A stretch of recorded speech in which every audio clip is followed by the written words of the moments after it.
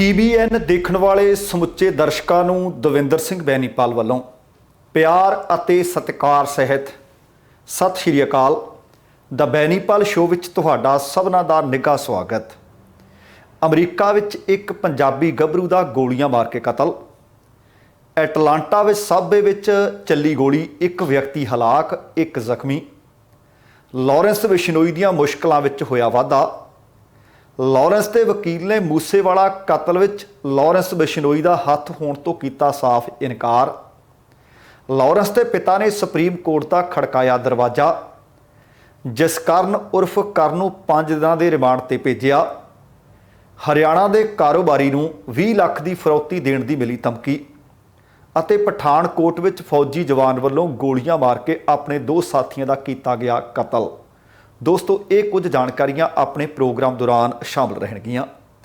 ਇਹਦੇ ਤੋਂ ਪਹਿਲਾਂ ਕਿ ਇਹਨਾਂ ਦੇ ਉੱਤੇ ਵਿਸਥਾਰ ਦੇ ਨਾਲ ਗੱਲਬਾਤ ਕੀਤੀ ਜਾਵੇ, ਤੁਹਾਨੂੰ ਸਭਨਾਂ ਨੂੰ ਬੇਨਤੀ ਹੈ ਕਿ ਪਹਿਲਾਂ ਪ੍ਰੋਗਰਾਮ ਵੇਖ ਲੈਣਾ, ਸੁਣ ਲੈਣਾ ਤੇ ਫਿਰ ਜੇਕਰ ਚੰਗਾ ਲੱਗਿਆ ਲਾਈਕ ਅਤੇ ਸ਼ੇਅਰ ਜ਼ਰੂਰ ਕਰ ਦੇਣਾ।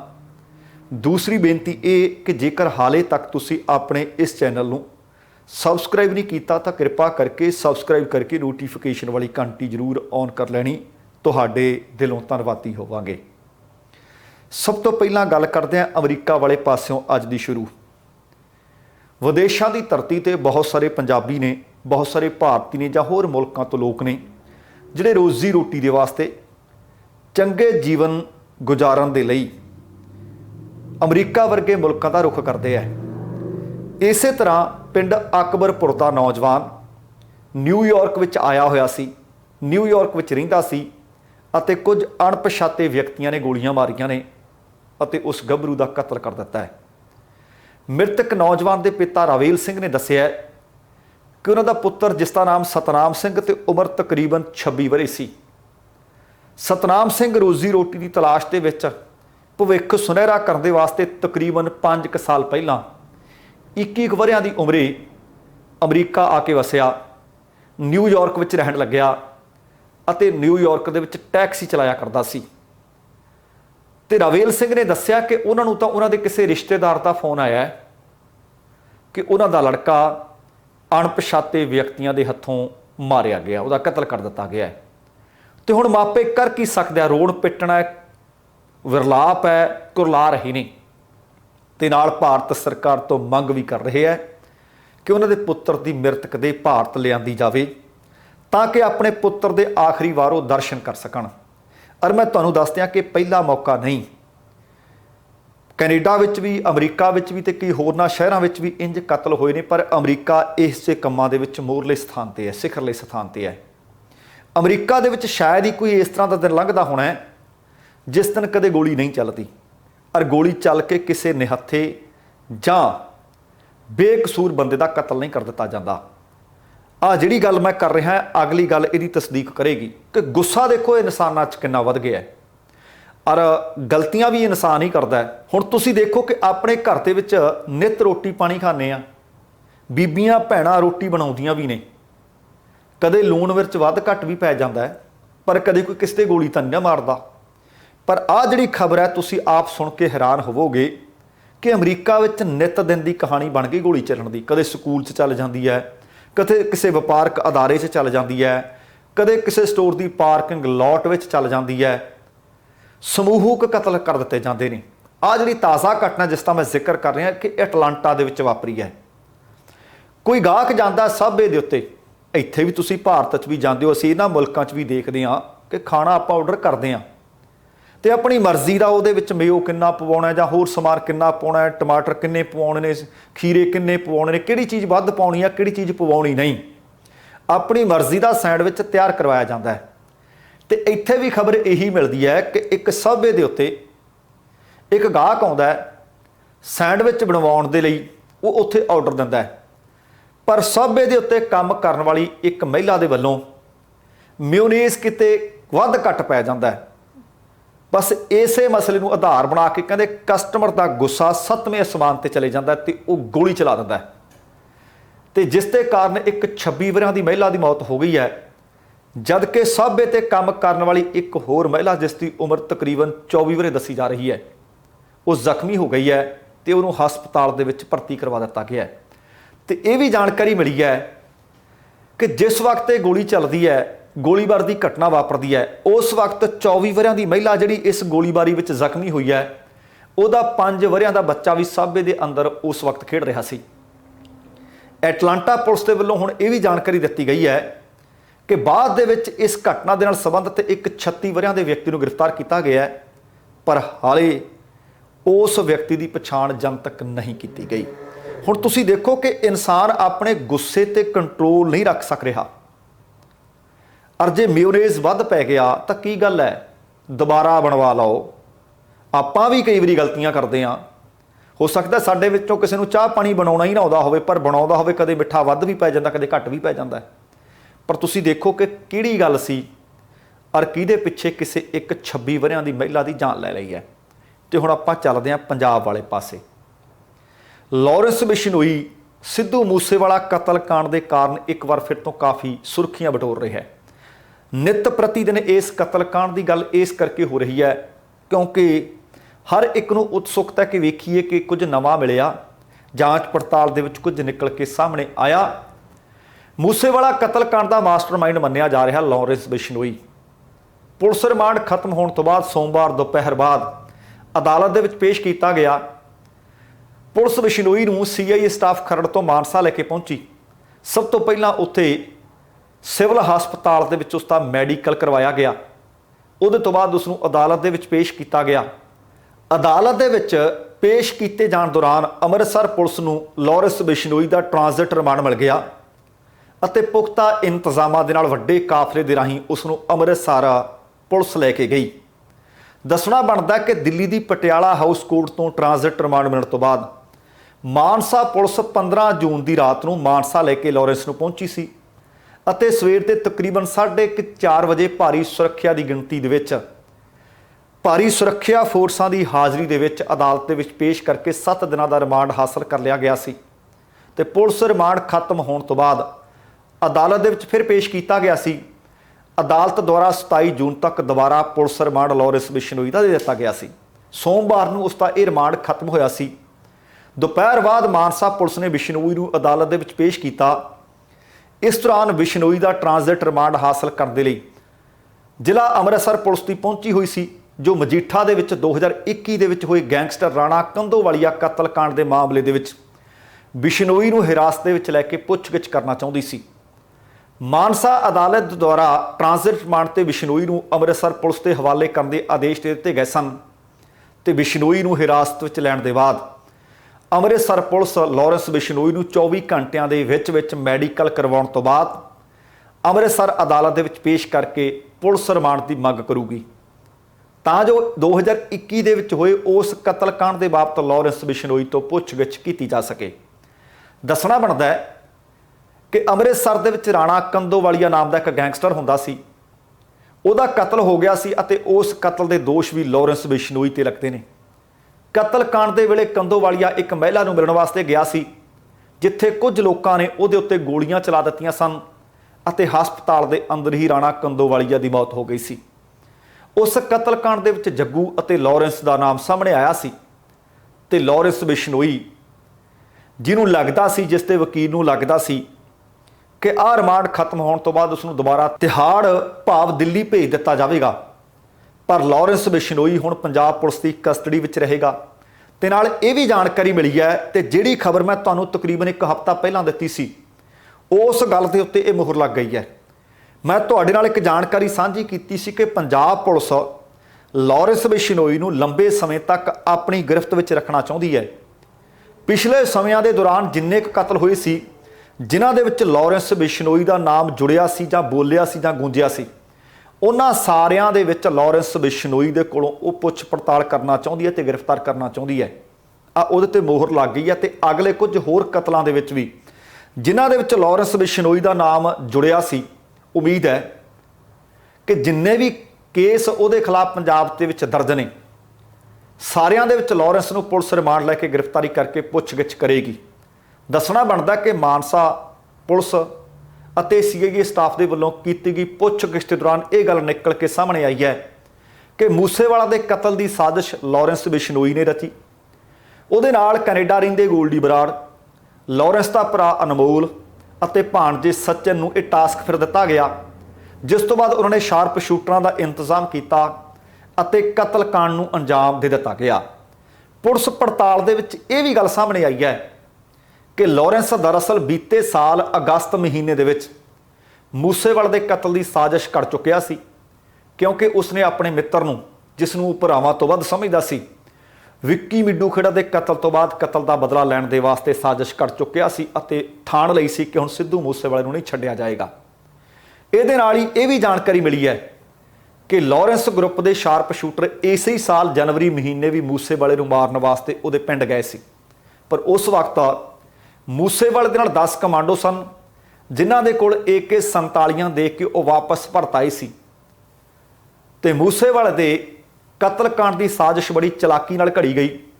ਉਹਦੇ ਵਾਸਤੇ 2-2 ਦੇ ਬੈਚ ਬਣਾਏ ਗਏ ਅਤੇ ਕੁੱਲ 6 ਸ਼ਾਰਪ ਸ਼ੂਟਰ ਤਿਆਰ ਕੀਤੇ ਗਏ ਅਤੇ ਇਹ 6 ਦੇ 6 ਇੱਕ ਦੂਸਰੇ ਨੂੰ ਜਾਣਦੇ ਵੀ ਨਹੀਂ ਸੀ। ਇਹਦੇ ਬਾਅਦ ਫੈਨ ਬਣਾ ਕੇ ਭੇਜਿਆ ਗਿਆ ਸੰਦੀਪ ਕੇਕੜਾ ਤੇ ਨਿੱਕੂ। ਉਹ ਮੂਸੇਵਾਲੇ ਦੀ ਰੇਕੀ ਕਰਦੇ ਰਹੇ ਅਤੇ ਸਾਰੀ ਦੀ ਸਾਰੀ ਜਾਣਕਾਰੀ ਅੱਗੇ ਪੁੱਜਦੀ ਕਰਦੇ ਰਹੇ। ਅਖੀਰ ਉਹ ਮੰਦਭਾਗਾ ਦਿਨ ਚੜ੍ਹਿਆ 29 ਮਈ ਦਾ। 29 ਮਈ ਦੀ ਸ਼ਾਮ ਨੂੰ ਸਿੱਧੂ ਮੂਸੇਵਾਲਾ ਆਪਣੇ ਇੱਕ ਮਿੱਤਰ ਅਤੇ ਚਚੇਰੇ ਭਰਾ ਦੇ ਨਾਲ ਘਰੋਂ ਨਿਕਲਦਾ ਹੈ। ਨਾ ਸਿਕਿਉਰਿਟੀ ਤੇ ਨਾ ਬੁਲਟ ਪ੍ਰੂਫ ਕਾਰ, ਥਾਰ ਦੇ ਵਿੱਚ ਸਵਾਰ ਤਿੰਨੇ ਹੁੰਦੇ ਨੇ। ਜ਼ਿਲ੍ਹਾ ਮਾਨਸਾ ਦੇ ਪਿੰਡ ਹੈ ਜਵਾਹਰ ਕੇ ਦੇ ਵਿੱਚ ਜਦੋਂ ਪਹੁੰਚਦੇ ਆ ਤਾਂ ਉੱਥੇ ਸਿੱਧੂ ਮੂਸੇਵਾਲੇ ਦਾ ਬਹੁਤ ਬੇਰਹਿਮੀ ਦੇ ਨਾਲ ਕਤਲ ਕਰ ਦਿੱਤਾ ਜਾਂਦਾ ਹੈ ਅਤੇ ਤਕਰੀਬਨ 1 ਮਹੀਨਾ ਹੋ ਚੱਲਿਆ। ਇਸ ਕਤਲकांड ਦੇ ਵਿੱਚ ਕਾਫੀ ਗ੍ਰਿਫਤਾਰੀਆਂ ਹੋ ਚੁੱਕੀਆਂ ਨੇ, ਜਾਂਚ ਪੜਤਾਲ ਚੱਲ ਰਹੀ ਹੈ, ਪਰ ਹਾਲ ਦੀ ਘੜੀ ਕੇਸ ਤਣ ਪੱਤਣ ਲੱਗਿਆ ਨਹੀਂ। ਪਰ ਦੂਸਰੇ ਪਾਸੇ ਲਾਰੈਂਸ ਦਾ ਵਕੀਲ ਕੀ ਕਹਿੰਦਾ ਹੈ, ਕਿਉਂਕਿ ਆ ਜਿਹੜੀਆਂ ਮੈਂ ਜਾਣਕਾਰੀਆਂ ਦਿੱਤੀਆਂ ਨੇ, ਹੁਣ ਤੱਕ ਜਾਂਚ ਪੜਤਾਲ ਦੇ ਵਿੱਚ ਜੋ ਕੁਝ ਸਾਹਮਣੇ ਆਇਆ ਹੈ, ਜੋ ਕੁਝ ਪ੍ਰਮੋਦ ਮਾਨ ਜਿਹੜੇ ADGP ਹਨ ਉਹਨਾਂ ਨੇ ਆਖਿਆ, ਮੈਂ ਉਹ ਖਬਰ ਤੁਹਾਡੇ ਨਾਲ ਸਾਂਝੀ ਕਰਦਾ ਹਾਂ। ਪਰ ਦੂਸਰੇ ਪਾਸੇ ਲਾਰੈਂਸ ਬਿਸ਼ਨੋਈ ਦਾ 12 ਦਿਨਾਂ ਦਾ ਜਿਹੜਾ ਪੁਲਿਸ ਰਿਮਾਂਡ ਸੀ, ਉਹਦੇ ਵਿੱਚ ਐਂਟੀ ਗੈਂਗਸਟਰ ਟਾਸਕ ਫੋਰਸ ਨੇ ਵੀ, ਉਹਦੇ ਵਿੱਚ CID ਨੇ ਵੀ, ਉਹਦੇ ਵਿੱਚ ਮਾਨਸਾ ਪੁਲਿਸ ਨੇ ਵੀ ਪੁੱਛਗਿੱਛ ਕੀਤੀ ਹੈ। ਉਹਦੇ ਤੋਂ ਬਾਅਦ ਤੁਹਾਨੂੰ ਦੱਸ ਰਿਹਾ ਸੀ ਕਿ ਅੰਮ੍ਰਿਤਸਰ ਪੁਲਿਸ ਉਸ ਨੂੰ ਰਿਮਾਂਡ ਤੇ ਲੈ ਗਈ ਹੈ। ਪਰ ਲਾਰੈਂਸ ਬਿਸ਼ਨੋਈ ਦਾ ਵਕੀਲ ਹੈ ਸਤਨਾਮ ਸਿੰਘ ਧੀਮਾਨ। ਸਤਨਾਮ ਸਿੰਘ ਧੀਮਾਨ ਨੇ ਕਿਹਾ ਕਿ ਸਿੱਧੂ ਮੂਸੇਵਾਲੇ ਦੇ ਕਤਲ ਦੇ ਵਿੱਚ ਲਾਰੈਂਸ ਬਿਸ਼ਨੋਈ ਦੀ ਕਿਸੇ ਕਿਸਮ ਦੀ ਕੋਈ ਭੂਮਿਕਾ ਹੈ ਹੀ ਨਹੀਂ। ਤੇ ਨਾਲ ਉਹਨੇ ਤਰਕ ਕੀ ਦਿੱਤਾ ਹੈ, ਦਰਅਸਲ ਉਹਨਾਂ ਨੇ ਇਸ ਗੱਲ ਤੋਂ ਸਾਫ਼ ਇਨਕਾਰ ਕੀਤਾ ਹੈ ਕਿ ਲਾਰੈਂਸ ਬਿਸ਼ਨੋਈ ਦਾ ਇਸ ਕਤਲकांड ਵਿੱਚ ਕੋਈ ਹੱਥ ਹੋਵੇ। ਉਹ ਕਹਿੰਦੇ ਹੈ ਕਿ ਤਿਹਾੜ ਜੇਲ੍ਹ ਦੇ ਵਿੱਚ ਸਖਤ ਸੁਰੱਖਿਆ ਪ੍ਰਬੰਧ ਨੇ, ਉੱਥੇ ਜੈਮਰ ਲੱਗੇ ਹੋਏ ਨੇ, ਉੱਥੇ ਇੰਟਰਨੈਟ ਵੀ ਹੈ ਨਹੀਂ, ਫਿਰ ਸਿੱਧੂ ਮੂਸੇਵਾਲੇ ਦੇ ਕਤਲ ਦੀ ਯੋਜਨਾ ਉਹ ਕਿਵੇਂ ਉਲੀਕ ਸਕਦਾ ਹੈ। ਉਹਨਾਂ ਨੇ ਮੂਸੇਵਾਲੇ ਦੇ ਕਤਲ ਦੇ ਵਿੱਚ ਲਾਰੈਂਸ ਬਿਸ਼ਨੋਈ ਦਾ ਹੱਥ ਹੋਣ ਤੋਂ ਸਾਫ਼ ਇਨਕਾਰ ਕੀਤਾ ਹੈ। ਤੇ ਦੂਸਰੇ ਪਾਸੇ ਅੰਮ੍ਰਿਤਸਰ ਦੇ ਵਿੱਚੋਂ ਜਾਣਕਾਰੀ ਮਿਲੀ ਹੈ ਕਿ ਲਾਰੈਂਸ ਨੂੰ ਜੁਆਇੰਟ ਇੰਟਰੋਗੇਸ਼ਨ ਸੈਂਟਰ ਦੇ ਵਿੱਚ ਰੱਖਿਆ ਜਾਏਗਾ, ਜਿਸ ਕਾਰਨ ਅਦਾਲਤ ਕੰਪਲੈਕਸ ਅਤੇ ਜੁਆਇੰਟ ਇੰਟਰੋਗੇਸ਼ਨ ਸੈਂਟਰ ਦੇ ਬਾਹਰ ਭਾਰੀ ਸੁਰੱਖਿਆ ਬਲ ਤਾਇਨਾਤ ਕੀਤੇ ਹੋਏ ਸੀ। ਪਰ ਹੁਣ ਇਹ ਉਹਨਾਂ ਦੇ ਵਕੀਲ ਧੀਮਾਨ ਸਾਹਿਬ ਕਹਿੰਦੇ ਆ। ਪਰ ਦੂਸਰੇ ਪਾਸੇ ਤੁਹਾਨੂੰ ਯਾਦ ਹੋਣਾ ਹੈ ਕਿ 25 ਅਪ੍ਰੈਲ 2022 ਨੂੰ ਸ਼ਾਹਰੁਖ ਨਾਂ ਦਾ ਇੱਕ ਗੈਂਗਸਟਰ ਗ੍ਰਿਫਤਾਰ ਕੀਤਾ ਗਿਆ ਸੀ। ਉਹਨੇ ਖੁਦ ਇਹ ਗੱਲ ਤਸਦੀਕ ਕੀਤੀ ਸੀ ਕਿ ਉਹਨੂੰ ਲਾਰੈਂਸ ਬਿਸ਼ਨੋਈ ਨੇ ਹੀ ਇਹ ਜ਼ਿੰਮਾ ਸੌਂਪਿਆ ਸੀ, ਪਰ ਉਹ AK-47 ਵਾਲੇ ਦੇਖ ਕੇ ਵਾਪਸ ਪਰਤ ਆਇਆ ਸੀ। ਹੁਣ ਤੱਕ ਜਿੰਨੀ ਵੀ ਜਾਂਚ ਹੋਈ ਹੈ ਉਹਦੇ ਵਿੱਚ 2 ਵੱਡੇ ਨਾਮ ਉੱਭਰ ਕੇ ਸਾਹਮਣੇ ਆਏ ਨੇ। ਕਿਸੇ ਨੇ ਗੋਲਡੀ ਬਰਾੜ ਦਾ ਨਾਮ ਲਿਆ ਅਤੇ ਕਿਸੇ ਨੇ ਲਾਰੈਂਸ ਬਿਸ਼ਨੋਈ ਦਾ ਨਾਮ ਲਿਆ, ਪਰ ਉਹਨਾਂ ਦਾ ਵਕੀਲ ਇਸ ਗੱਲ ਤੋਂ ਸਾਫ਼ ਇਨਕਾਰ ਕਰ ਰਿਹਾ ਹੈ। ਤੇ ਲਾਰੈਂਸ ਬਿਸ਼ਨੋਈ ਦਾ ਪਿਤਾ ਇਸ ਵਕਤ ਸੁਪਰੀਮ ਕੋਰਟ ਜਾ ਪਹੁੰਚਿਆ ਹੈ। ਅਸਲ ਦੇ ਵਿੱਚ ਉਸ ਨੂੰ ਸੁਪਰੀਮ ਕੋਰਟ ਦਾ ਰੁਖ ਕਿਉਂ ਕਰਨਾ ਪਿਆ? ਕਿਉਂਕਿ ਸਿੱਧੂ ਮੂਸੇਵਾਲੇ ਦੇ ਕਤਲ ਦੇ ਕੇਸ ਦੇ ਵਿੱਚ ਦਿੱਲੀ ਦੀ ਅਦਾਲਤ ਦੇ ਵੱਲੋਂ ਪੰਜਾਬ ਪੁਲਿਸ ਨੂੰ ਟ੍ਰਾਂਜ਼ਿਟ ਰਿਮਾਂਡ ਦੇ ਦਿੱਤਾ ਸੀ ਤੇ ਲਾਰੈਂਸ ਬਿਸ਼ਨੋਈ ਦੇ ਪਿਤਾ ਨੇ ਟ੍ਰਾਂਜ਼ਿਟ ਰਿਮਾਂਡ ਸਮੇਤ ਕਈ ਹੋਰ ਫੈਸਲਿਆਂ ਨੂੰ ਚੁਣੌਤੀ ਦਿੱਤੀ ਹੈ। ਲਾਰੈਂਸ ਦੇ ਪਿਤਾ ਨੇ ਆਖਿਆ, ਅਸਲ ਦੇ ਵਿੱਚ ਉਸਨੇ ਆਪਣੇ ਵਕੀਲ ਸੰਗਰਾਮ ਸਿੰਘ ਸਾਰੋਂ ਦੇ ਰਾਹੀਂ ਇੱਕ ਪਟੀਸ਼ਨ ਦਾਖਲ ਕੀਤੀ ਹੈ ਤੇ ਉਹਦੇ ਵਿੱਚ ਸ਼ਿਕਾਇਤ ਇਹ ਕੀਤੀ ਗਈ ਹੈ ਕਿ ਪੰਜਾਬ ਦੇ ਵਿੱਚ ਵਕੀਲਾਂ ਨੇ ਉਹਦੇ ਪੁੱਤਰ ਲਾਰੈਂਸ ਬਿਸ਼ਨੋਈ ਦਾ ਬਾਈਕਾਟ ਕਰ ਦਿੱਤਾ ਹੈ ਅਤੇ ਉਹ ਲਾਰੈਂਸ ਤੇ ਕੇਸ ਦੀ ਪੈਰਵੀ ਕਰਨ ਤੋਂ ਸਾਫ਼ ਇਨਕਾਰ ਕਰ ਰਹੇ ਨੇ।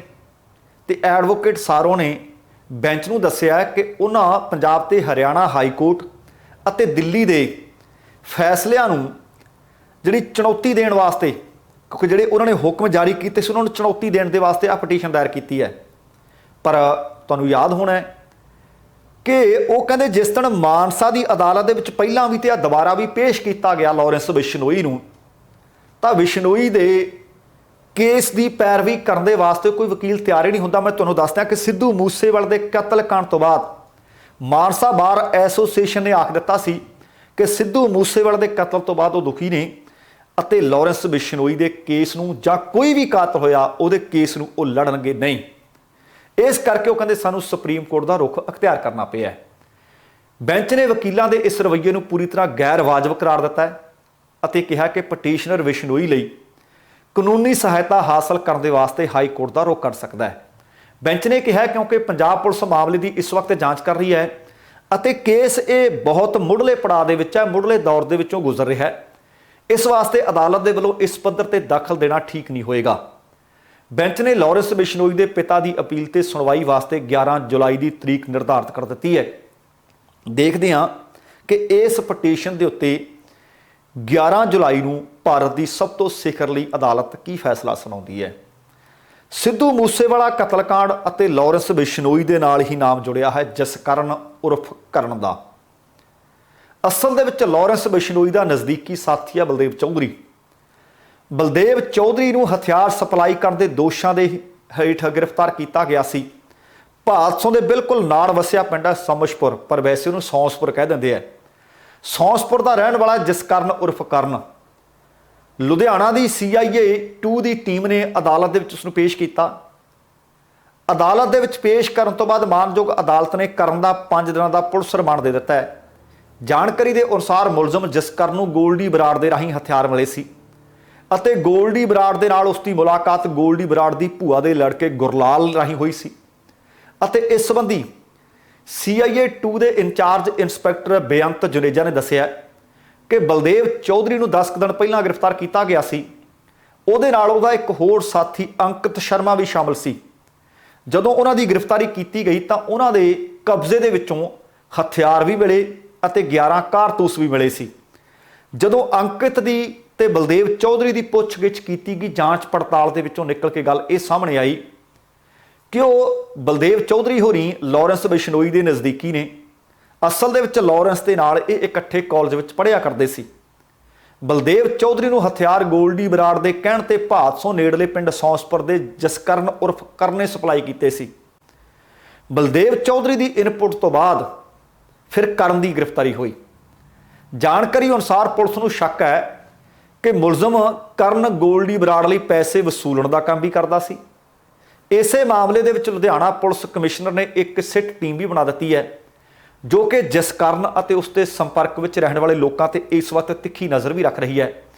ਇਹ ਵੀ ਪਤਾ ਲਾਇਆ ਜਾ ਰਿਹਾ ਹੈ ਕਿ ਕਰਨ ਨੂੰ ਗੋਲਡੀ ਬਰਾੜ ਨੇ 3 ਪਿਸਤੌਲ ਕਿੱਥੋਂ ਮੁਹੱਈਆ ਕਰਵਾਏ ਜਿਹੜੇ ਉਹਦੇ ਕੋਲੋਂ ਮਿਲੇ ਨੇ ਤੇ ਇਹ ਵੀ ਜਾਣਨ ਦੀ ਕੋਸ਼ਿਸ਼ ਕੀਤੀ ਜਾ ਰਹੀ ਹੈ ਕਿ ਜਿਹੜੇ ਹਥਿਆਰ ਜਸਕਰਨ ਬਠਿੰਡੇ ਦੇ ਵਿੱਚ ਇੱਕ ਬੈਗ 'ਚ ਪਾ ਕੇ ਛੱਡ ਕੇ ਆਇਆ ਸੀ ਕਿ ਉਹ ਅਸਲ ਦੇ ਵਿੱਚ ਉਹੀ ਹਥਿਆਰ ਨੇ ਜਿਹੜੇ ਸਿੱਧੂ ਮੂਸੇਵਾਲਾ ਦੇ ਕਤਲकांड ਦੇ ਵਿੱਚ ਵਰਤੇ ਗਏ ਜਾਂ ਫਿਰ ਉਹ ਹਥਿਆਰ ਕੋਈ ਹੋਰ ਸੀ। ਜੇ ਉਹ ਹਥਿਆਰ ਹੋਰ ਸੀ ਤਾਂ ਇਸ ਗੱਲ ਦੀ ਵੀ ਜਾਂਚ ਚੱਲ ਰਹੀ ਹੈ। ਫਿਰ ਉਹ ਹਥਿਆਰ ਉਹ ਕਿੰਨਾ ਬੰਦਿਆਂ ਨੂੰ ਦੇ ਕੇ ਆਇਆ, ਕਿਹਦੇ ਕਹਿਣ ਤੇ ਦੇ ਕੇ ਆਇਆ, ਜਸਕਰਨ ਕੋਲ ਇਹ ਹਥਿਆਰ ਕਿੱਥੋਂ ਆਉਂਦੇ ਸੀ, ਜਸਕਰਨ ਉਹ ਹਥਿਆਰ ਕਿੱਥੋਂ ਲੈ ਕੇ ਆਉਂਦਾ ਸੀ ਅਤੇ ਕੀ ਸੱਚਮੁੱਚ ਗੋਲਡੀ ਬਰਾੜ ਜਾਂ ਕਿਸੇ ਹੋਰ ਦੇ ਕਹਿਣ ਤੇ ਉਹ ਫਰੌਤੀਆਂ ਤਾਂ ਨਹੀਂ ਸੀ ਮੰਗਦਾ। ਇਸ ਮਸਲੇ ਦੇ ਉੱਤੇ ਹੁਣ ਜਾਂਚ ਪੜਤਾਲ ਕੀਤੀ ਜਾ ਰਹੀ ਹੈ ਤੇ ਉਹਦਾ ਰਿਮਾਂਡ ਲੈ ਲਿਆ ਗਿਆ ਤੇ ਉਧਰ ਹਰਿਆਣੇ ਵਾਲੇ ਪਾਸਿਓਂ ਵੀ ਖਬਰਾਂ ਮਿਲ ਰਹੀਆਂ ਨੇ ਕਿ ਧਮਕੀ ਉਧਰ ਵੀ ਮਿਲੀ ਹੈ। ਹਰਿਆਣਾ ਦੇ ਪਾਣੀਪਤ ਜ਼ਿਲ੍ਹੇ ਦੇ ਕੱਪੜਾ ਕਾਰੋਬਾਰੀ ਨੂੰ ਲਾਰੈਂਸ ਬਿਸ਼ਨੋਈ ਅਤੇ ਕਾਲਾ ਜਠੇੜੀ ਦੇ ਨਾਮ ਤੋਂ ਧਮਕੀ ਦਿੱਤੀ ਗਈ ਹੈ। ਗੈਂਗਸਟਰਾਂ ਨੇ ਕਾਰੋਬਾਰੀ ਤੋਂ 20 ਲੱਖ ਰੁਪਏ ਦੀ ਫਰੌਤੀ ਮੰਗੀ ਹੈ ਅਤੇ ਫਰੌਤੀ ਨਾ ਦੇਣ ਦੇ ਬਦਲੇ ਉਹਨੂੰ ਪਰਿਵਾਰ ਸਮੇਤ ਜਾਨੋਂ ਮਾਰਨ ਦੀ ਧਮਕੀ ਦੇ ਦਿੱਤੀ ਹੈ। ਧਮਕੀ ਦੇਣ ਵਾਲਿਆਂ ਨੇ ਖੁਦ ਨੂੰ ਲਾਰੈਂਸ ਬਿਸ਼ਨੋਈ ਅਤੇ ਕਾਲਾ ਜਠੇੜੀ ਦੱਸਿਆ। ਕਾਰੋਬਾਰੀ ਇਸ ਮਾਮਲੇ ਦੇ ਵਿੱਚ ਪੁਲਿਸ ਕੋਲ ਸ਼ਿਕਾਇਤ ਲੈ ਕੇ ਪਹੁੰਚਿਆ। ਪੁਲਿਸ ਨੇ ਸ਼ਿਕਾਇਤ ਦੇ ਆਧਾਰ ਤੇ ਗੈਂਗਸਟਰਸ ਦੇ ਖਿਲਾਫ ਮਾਮਲਾ ਦਰਜ ਕਰਕੇ ਜਾਂਚ ਸ਼ੁਰੂ ਕਰ ਦਿੱਤੀ ਹੈ। ਇਸ ਕਾਰੋਬਾਰੀ ਦਾ ਨਾਮ ਹੈ ਸੰਦੀਪ ਗੋਇਲ। ਸੰਦੀਪ ਗੋਇਲ ਨੇ ਦੱਸਿਆ ਕਿ ਉਹ ਕੱਪੜਾ ਬੁਣਨ ਦਾ ਕਾਰੋਬਾਰੀ ਹੈ। ਉਹਦਾ ਕਾਰੋਬਾਰ ਪਾਣੀਪਤ ਦੇ ਵਿੱਚ ਹੈ। ਉਹ ਕਹਿੰਦਾ ਐਤਵਾਰ ਨੂੰ ਉਹਦੇ ਫੋਨ ਤੇ 2 ਵਾਰ ਫੋਨ ਆਇਆ ਤੇ ਫੋਨ ਤੇ ਉਹਨੂੰ ਅਤੇ ਉਹਦੇ ਪਰਿਵਾਰ ਨੂੰ ਜਾਨੋਂ ਮਾਰ ਦੀ ਧਮਕੀ ਮਿਲੀ। ਗੈਂਗਸਟਰ ਨੇ ਕਿਹਾ ਕਿ ਉਹ ਫੋਨ ਫੇਰ ਕਰਨਗੇ ਤੇ ਨਾਲ ਇਹ ਵੀ ਆਖਿਆ ਕਿ ਜੇ ਪੁਲਿਸ ਨੂੰ ਦੱਸ ਦਿੱਤਾ ਤਾਂ ਜਾਨ ਤੋਂ ਮਾਰ ਦਿੱਤਾ ਜਾਏਗਾ। ਦੱਸਿਆ ਜਾ ਰਿਹਾ ਕਿ 5 ਪੁਲਿਸ ਟੀਮਾਂ ਬਣਾ ਦਿੱਤੀਆਂ ਗਈਆਂ ਨੇ ਅਤੇ 5 ਪੁਲਿਸ ਟੀਮਾਂ ਇਸ ਫਿਰੌਤੀ ਮੰਗਣ ਵਾਲਿਆਂ ਦੇ ਉੱਤੇ ਕਾਲ ਕਿੱਥੋਂ ਆਈ ਸੀ, ਕਾਰਨ ਕੀ ਰਹੇ ਹੋਣਗੇ, ਕੀ ਸੱਚਮੁੱਚ ਲਾਰੈਂਸ ਬਿਸ਼ਨੋਈ ਦਾ ਕੋਈ ਨਾਮ ਤਾਂ ਨਹੀਂ ਵਰਤ ਰਿਹਾ, ਕਿਉਂਕਿ ਲਾਰੈਂਸ ਤਾਂ ਇਸ ਵਕਤ ਪੰਜਾਬ ਪੁਲਿਸ ਦੀ ਗ੍ਰਿਫਤ ਵਿੱਚ ਹੈ ਤੇ ਇਸ ਵਕਤ ਉਹ ਅੰਮ੍ਰਿਤਸਰ ਵਿੱਚ ਹੈ, ਜਾਂ ਫਿਰ ਉਹ ਜਾਂਚ ਪੜਤਾਲ ਨੂੰ ਉਲਝਾਉਣ ਦੇ ਵਾਸਤੇ ਕੁਝ ਸਬੂਤ ਤਿਆਰ ਕੀਤੇ ਜਾ ਰਹੇ ਨੇ। ਕਿਉਂਕਿ ਇਹ ਵੀ ਇਹਦਾ ਇੱਕ ਪਹਿਲੂ ਹੋ ਸਕਦਾ ਹੈ ਕਿ ਜਦੋਂ ਆਖਿਆ ਜਾਊਗਾ ਜੀ ਉਹ ਕਹਿੰਦੇ ਨੇ ਮੈਂ ਲਾਰੈਂਸ ਦਾ ਬੰਦਾ ਹਾਂ ਜੀ, ਉਹ ਕਹਿਣਗੇ ਦੇਖ ਲਓ ਜੀ ਹੁਣ ਤਾਂ ਪੰਜਾਬ ਪੁਲਿਸ ਦੀ ਗ੍ਰਿਫਤ ਵਿੱਚ ਆ ਲਾਰੈਂਸ, ਰਿਮਾਂਡ ਤੇ ਚੱਲ ਰਿਹਾ ਹੈ, ਉਹਦੇ ਕੋਲ ਤਾਂ ਫੋਨ ਹੁਣ ਵੀ ਹੈ ਨਹੀਂ। ਕਿਤੇ ਇਹ ਤਾਂ ਨਹੀਂ ਪੇਸ਼ ਕਰਨ ਦੀ ਕੋਸ਼ਿਸ਼ ਕੀਤੀ ਜਾ ਰਹੀ ਕਿ ਜਿਹੜੇ ਲੋਕ ਪਹਿਲਾਂ ਵੀ ਕਹਿੰਦੇ ਨੇ ਕਿ ਸਿੱਧੂ ਮੂਸੇਵਾਲੇ ਦੇ ਕਤਲ ਦੇ ਵਾਸਤੇ ਲਾਰੈਂਸ ਦਾ ਨਾਮ ਵਰਤ ਕੇ ਫਿਰੌਤੀਆਂ ਮੰਗੀਆਂ ਜਾਂਦੀਆਂ ਸੀ, ਸ਼ਾਰਪ ਸ਼ੂਟਰ ਤਿਆਰ ਕੀਤੇ ਜਾਂਦੇ ਸੀ, ਕਿਤੇ ਉਹ ਲਾਰੈਂਸ ਹੋਵੇ ਹੀ ਨਾ। ਕਿਤੇ ਇਹਦਾ ਪਹਿਲੂ ਖਬਰ ਦਾ ਇਹ ਵੀ ਤਾਂ ਨਹੀਂ। ਦਰਅਸਲ ਜਾਂਚ ਕੀਤੀ ਜਾ ਰਹੀ ਹੈ, ਵੇਖਦੇ ਹਾਂ ਕਿ ਆਉਣ ਵਾਲੇ ਸਮੇਂ ਵਿੱਚ ਕੋਈ ਗ੍ਰਿਫਤਾਰੀ ਹੁੰਦੀ ਹੈ, ਮਸਲਾ ਕਿੱਧਰ ਨੂੰ ਜਾਂਦਾ ਹੈ। ਤੇ ਅਗਲੀ ਖਬਰ ਪਠਾਨਕੋਟ ਵਾਲੇ ਪਾਸਿਓਂ ਮਿਲੀ ਹੈ।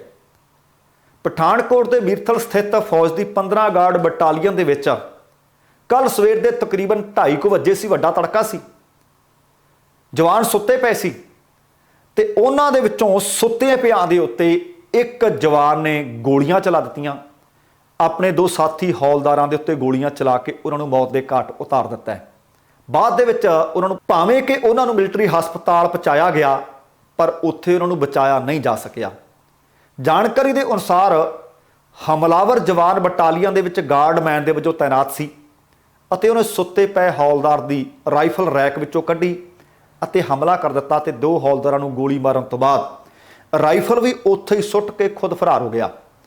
ਹਮਲਾ ਕਰਨ ਵਾਲੇ ਜਵਾਨ ਦੀ ਪਛਾਣ ਲੋਕੇਸ਼ ਕੁਮਾਰ ਧਰੁਵ ਵਾਸੀ ਗਦੀਦਾ ਜ਼ਿਲ੍ਹਾ ਬਲੌਦਾ ਛੱਤੀਸਗੜ੍ਹ ਦੇ ਵਜੋਂ ਹੋਈ ਹੈ, ਜਦਕਿ ਮ੍ਰਿਤਕਾਂ ਦੇ ਵਿੱਚ ਹੌਲਦਾਰ ਇੱਕ ਤਾਂ ਹੈ ਸੂਰਿਆਕਾਂਤ ਵਾਸੀ ਥਰੋਗਾਉਂ ਜ਼ਿਲ੍ਹਾ ਲਾਤੂਰ ਮਹਾਰਾਸ਼ਟਰ ਦਾ ਅਤੇ ਦੂਸਰਾ ਹੌਲਦਾਰ ਹੈ ਗੌਰੀ ਸ਼ੰਕਰ ਹੱਟੀ ਵਾਸੀ ਨੀਰਬੋਏਪੁਰ ਜ਼ਿਲ੍ਹਾ ਹੁਬਲੀ ਪੱਛਮੀ ਬੰਗਾਲ। ਇਹ 2 ਹੌਲਦਾਰਾਂ ਦੀ ਮੌਤ ਹੋ ਗਈ ਹੈ। ਇਹ ਜਦੋਂ ਖਬਰ ਪੁਲਿਸ ਨੂੰ ਮਿਲੀ, ਪੁਲਿਸ ਅਧਿਕਾਰੀ ਬਟਾਲੀਅਨ ਦੇ ਵਿੱਚ ਪਹੁੰਚੇ, ਜਾਂਚ ਸ਼ੁਰੂ ਕਰ ਦਿੱਤੀ ਗਈ। ਪੁਲਿਸ ਨੇ ਮੁਲਜ਼ਮ ਦੇ ਖਿਲਾਫ ਮੁਕੱਦਮਾ ਦਰਜ ਕਰ ਲਿਆ ਤੇ ਮਾਮਲਾ ਫੌਜੀ ਜਵਾਨ ਪੰਨੀ ਰਾਜੂ ਦੇ ਬਿਆਨਾਂ ਨੂੰ ਆਧਾਰ ਬਣਾ ਕੇ ਦਰਜ ਕੀਤਾ ਗਿਆ ਹੈ। ਬਿਆਨ ਦੇ ਅਨੁਸਾਰ ਹੌਲਦਾਰ ਤਿਲੰਗੀ ਸੂਰਿਆਕਾਂਤ ਅਤੇ ਗੌਰੀ ਸ਼ੰਕਰ ਹੱਟੀ ਬੈਰਕ ਵਿੱਚ ਉਸ ਵਕਤ ਸੁੱਤੇ ਪਏ ਸੀ ਅਤੇ ਹੌਲਦਾਰ ਗੌਰੀ ਸ਼ੰਕਰ ਹੱਟੀ ਨੇ ਆਪਣੀ ਜਿਹੜੀ ਰਾਈਫਲ ਸੀ ਉਹ ਰੈਕ ਵਿੱਚ ਜਿੰਦਾ ਲਾ ਕੇ ਰੱਖੀ ਹੋਈ ਸੀ ਤੇ ਇਸੇ ਦੌਰਾਨ ਗਾਰਡਮੈਨ ਵਜੋਂ ਡਿਊਟੀ ਕਰ ਰਹੇ ਲੋਕੇਸ਼ ਕੁਮਾਰ ਧਰੁਵ ਉੱਥੇ ਆਉਂਦੇ ਆ, ਰੈਕ ਦੀ ਚਾਬੀ ਉਹਦੇ ਸਰਾਣੇ ਹੇਠਿਓਂ ਕੱਢਦੇ ਆ ਅਤੇ ਸਰਾਣੇ ਹੇਠਿਓਂ ਚਾਬੀ ਚੋਰੀ ਕਰਨ ਤੋਂ ਬਾਅਦ ਰੈਕ ਦੇ ਵਿੱਚੋਂ ਇਨਸਾਸ ਰਾਈਫਲ ਕੱਢੀ ਜਾਂਦੀ ਹੈ ਅਤੇ ਦੋਵਾਂ ਸੁੱਤੇ ਪਿਆਂ ਦੇ ਉੱਤੇ ਗੋਲੀਆਂ ਵਰਾ ਦਿੱਤੀਆਂ ਜਾਂਦੀਆਂ ਨੇ। ਪੰਨੀ ਰਾਜੂ ਦੇ ਦੱਸਣ ਅਨੁਸਾਰ ਉਹ ਵੀ ਉਸ ਵਕਤ ਸੁੱਤਾ ਪਿਆ ਸੀ, ਪਰ ਜਦੋਂ ਉਸਨੇ ਗੋਲੀਆਂ ਚੱਲਣ ਦੀ ਆਵਾਜ਼ ਸੁਣੀ ਉਹ ਉੱਠਿਆ। ਉੱਠ ਕੇ ਦੇਖਿਆ ਤਾਂ ਬੈਰਕ ਵਿੱਚ ਹੌਲਦਾਰ ਤਿਲੰਗੀ ਸੂਰਿਆਕਾਂਤ ਅਤੇ ਗੌਰੀ ਸ਼ੰਕਰ ਹੱਟੀ ਆਪੋ ਆਪਣੇ ਮੰਜਿਆਂ ਦੇ ਉੱਤੇ ਬਿਸਤਰਿਆਂ ਦੇ ਉੱਤੇ ਲਹੂ ਲੁਹਾਣ ਪਏ ਸੀ। ਉਹਨੇ ਫਿਰ ਤੁਰੰਤ ਹੋਰ ਸਾਥੀਆਂ ਨੂੰ ਉਠਾਇਆ ਤੇ ਉਹਨਾਂ ਨੂੰ ਨਾਲ ਲੈ ਕੇ ਤੁਰੰਤ ਮਿਲਟਰੀ ਹਸਪਤਾਲ ਉਹਨਾਂ ਨੂੰ ਭਰਤੀ ਕਰਵਾਇਆ, ਜਿੱਥੇ ਇਲਾਜ ਦੇ ਦੌਰਾਨ ਉਹਨਾਂ ਨੂੰ ਬਚਾਇਆ ਨਹੀਂ ਜਾ ਸਕਿਆ, ਉਹਨਾਂ ਦੀ ਮੌਤ ਹੋ ਗਈ। ਹੁਣ ਗਾਰਡਮੈਨ ਜਿਹੜਾ ਉਹਨਾਂ ਦਾ ਸਾਥੀ ਸੀ, ਆਪਣੇ 2 ਸਾਥੀ ਫੌਜੀ ਜਵਾਨਾਂ ਦੀ ਜਾਨ ਕਿਉਂ ਲੈਂਦਾ? ਕੀ ਕੋਈ ਪਹਿਲਾਂ ਰੋਸ ਮਟਾਵ ਹੋਇਆ ਸੀ? ਕੀ ਕਾਰਨ ਸਨ? ਇਹ ਜਾਂਚ ਦਾ ਵਿਸ਼ਾ ਹੈ। ਪਰ ਆਪਣੇ ਸਾਥੀਆਂ ਨੂੰ ਗੋਲੀਆਂ ਮਾਰਨ ਤੋਂ ਬਾਅਦ ਇੱਕ ਫੌਜੀ ਜਵਾਨ ਫਰਾਰ ਹੋਣ ਦੀ ਖਬਰ ਹੈ। ਸੋ ਦੋਸਤੋ, ਇਹ ਸੀ ਕੁੱਲ ਮਿਲਾ ਕੇ ਅੱਜ ਦਾ ਆਪਣਾ ਪ੍ਰੋਗਰਾਮ। ਉਮੀਦ ਕਰ ਰਹੇ ਹਾਂ ਤੁਹਾਨੂੰ ਚੰਗਾ ਲੱਗਿਆ ਹੋਵੇਗਾ।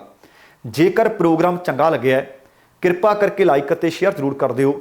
ਜੇਕਰ ਹਾਲੇ ਤੱਕ ਤੁਸੀਂ ਆਪਣੇ ਇਸ ਚੈਨਲ ਨੂੰ ਸਬਸਕ੍ਰਾਈਬ ਨਹੀਂ ਕੀਤਾ ਤਾਂ ਕਿਰਪਾ ਕਰਕੇ ਸਬਸਕ੍ਰਾਈਬ ਕਰਕੇ ਨੋਟੀਫਿਕੇਸ਼ਨ ਵਾਲੀ ਘੰਟੀ ਜ਼ਰੂਰ ਔਨ ਕਰ ਲੈਣੀ। ਤੁਹਾਡੇ ਦਿਲੋਂ ਧੰਨਵਾਦੀ ਹੋਵਾਂਗੇ। ਹੁਣ ਸਮਾਂ ਸਮਾਪਤ ਹੈ। ਜਾਣ ਤੋਂ ਪਹਿਲਾਂ ਕਹਾਂਗਾ, ਜ਼ਿੰਦਗੀ ਜਿੰਦਾਦਲੀ ਦਾ ਨਾਮ ਹੈ। ਦਵਿੰਦਰ ਸਿੰਘ ਬੈਨੀਪਾਲ ਨੂੰ ਆਗਿਆ ਦਿਓ। ਸਤਿ ਸ਼੍ਰੀ ਅਕਾਲ। ਤੇਰਾ ਭਰਾਖਾ।